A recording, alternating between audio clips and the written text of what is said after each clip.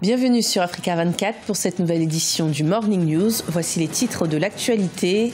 Le Tchad a célébré ce 1er décembre 2017 le 27e anniversaire de son indépendance. L'occasion de revenir sur le bilan politique et économique de ce pays, dirigé depuis 27 ans par le président Idriss Déby Itno.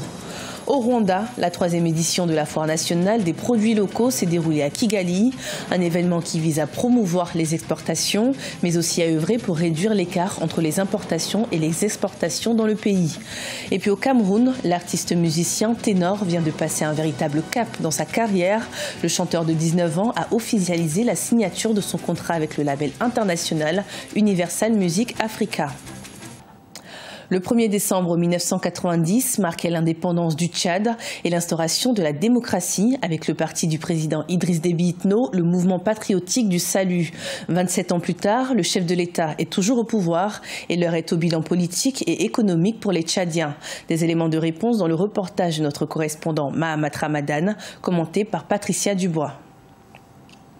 Le Tchad a célébré vendredi 1er décembre 2017 le 27e anniversaire de la journée de la liberté et de la démocratie.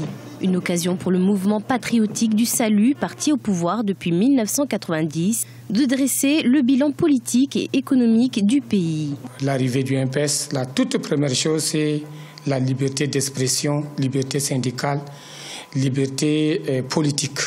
Nous avons vu beaucoup des organisations à caractère politique net, des élections libres et transparentes. Et ça, c'est déjà un bilan vraiment élogieux. Le deuxième est économique. Et je vais parler naturellement des investissements énormes que nous avons. Nous avons beaucoup d'entreprises qui ont vu les jours, des entreprises qui ont absorbé suffisamment la jeunesse en leur octroyant d'emplois.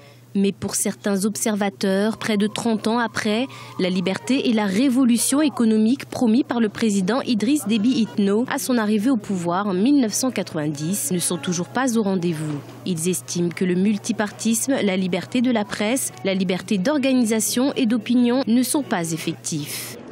Qu'on le veuille ou qu'il ne veuille pas, il sera obligé de s'asseoir autour d'une table et chercher des solutions.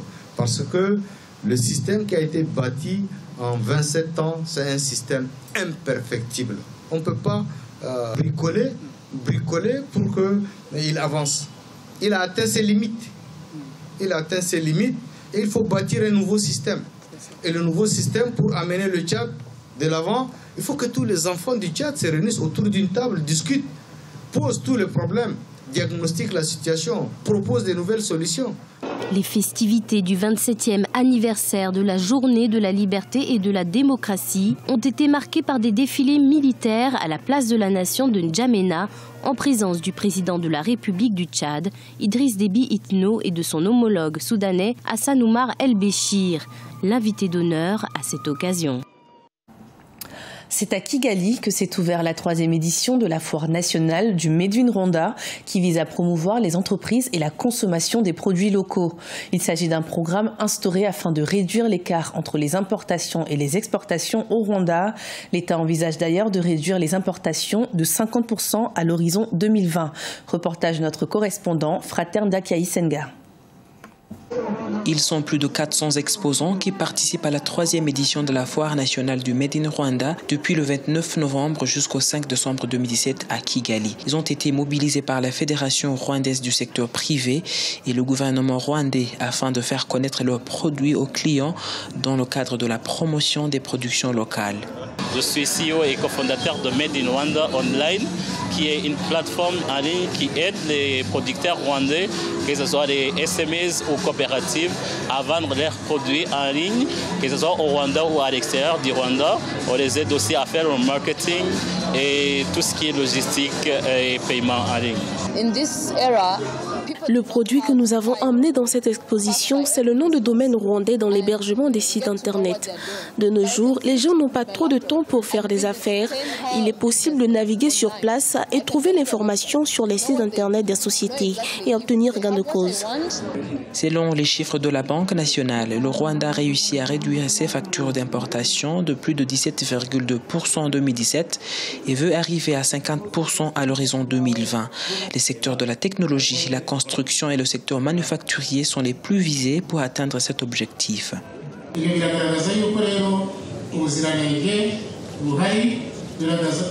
Ce qui nous réjouit est surtout l'amélioration de la qualité des produits localement fabriqués, car cela permet de changer les mentalités selon lesquelles les produits étrangers sont meilleurs que les nôtres. Vous devez toujours garder à l'esprit qu'il faut d'abord satisfaire le client local pour enfin pouvoir explorer les marchés internationaux. Malgré les attentes positives de ce programme par le gouvernement rwandais, les fabricants locaux déclarent être toujours confrontés à des défis majeurs, notamment le coût élevé de l'électricité, des matières premières et de transport. Les autorités malgaches ont obtenu la somme de 235 millions d'euros pour la rénovation des routes du pays. Un apport financier obtenu à l'issue du 5e sommet Union africaine-Union européenne d'Abidjan et une grande nouvelle pour Madagascar où le réseau routier encore très peu développé était un réel frein pour le développement du pays. Alors que la question de la jeunesse et de son évolution durable était annoncée comme un point clé du sommet Union africaine-Union européenne d'Abidjan, de nombreuses associations de jeunes du continent ne sont pas satisfaites des mesures adoptées à l'issue de la rencontre. Celles-ci sont jugées insuffisantes. Des explications avec notre correspondant en Côte d'Ivoire, Oliva Diakotan. Le drame de l'immigration clandestine en Libye, avec son lot de ventes d'êtres humains qui s'est imposé à tous dans ce sommet, a dominé les débats. Décideurs africains comme européens ont pris des engagements forts dans leurs différentes déclarations. Même si la cruciale problématique de l'emploi des jeunes a été aussi abordée pour certains responsables de jeunes, après ce sommet, il y a un manque de vision clairement définie pour offrir des perspectives à la jeunesse. Ce qu'on voulait plus dans cette déclaration, c'est de voir quels sont les investissements qu'ils ont décidé de diriger envers le développement de la jeunesse, la promotion de l'entrepreneuriat avec des statistiques visibles pour dire que voilà, nous allons créer à travers le partenariat Afrique-Europe, à travers cette coopération économique, nous allons créer tel nombre d'emplois des jeunes, nous allons appuyer, allouer des financements aux projets entrepreneuriaux de jeunes. Mais dans certains secteurs comme l'éducation, la jeunesse africaine va bénéficier timidement des retombées du 5e sommet Union africaine-Union européenne. En effet, la Hongrie a promis près de 1000 bourses d'études pour l'Afrique. La Côte d'Ivoire, pays hôte du sommet, bénéficiera de 45 bourses sur 3 ans. Je suis totalement d'accord qu'on mette les jeunes au centre du développement parce que la meilleure voie de mieux coopérer entre pays très éloignés géographiquement comme la Hongrie et les pays africains, c'est la rencontre de nos jeunes pour plus de contacts. Et les jeunes savent bien le faire à travers l'éducation. Les jeunes constituent 60% de la population en Afrique. Même si l'Union africaine consacre 2017, année de la jeunesse, pour mieux valoriser cette frange de la population, la précarité continue de frapper la majorité.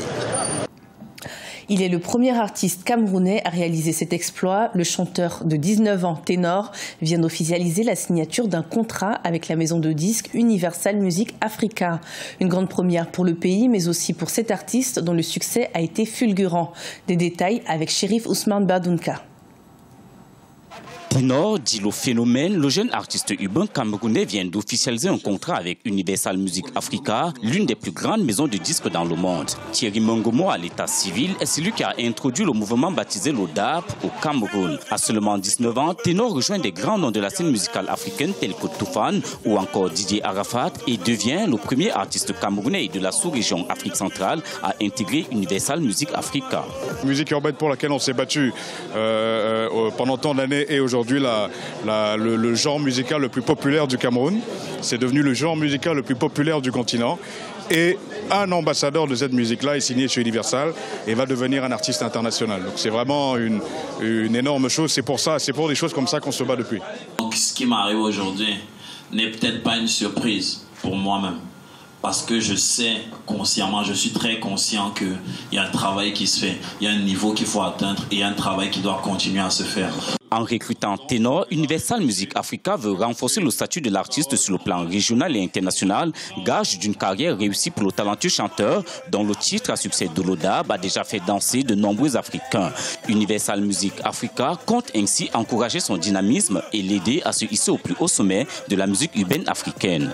Très jeune, mais totalement décomplexé, totalement assumé, très versatile. Il s'adapte à plusieurs styles musicaux aussi. Et on sent un gamin qui a envie de très grandes choses, qui a envie de grandir. Et nous, on est là pour l'accompagner. On a envie de l'accompagner. L'artiste musicien Ténor fait désormais partie de la grande famille de Universal Music Africa. Avec le soutien de ce label, il va pouvoir jouir de son influence afin de renforcer sa position d'ambassadeur de la musique africaine et diffuser ses productions à l'échelle régionale et internationale.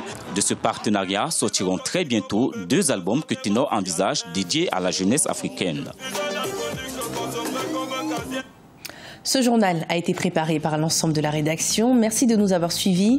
Retrouvez dans un instant une nouvelle édition de l'information sur Africa 24.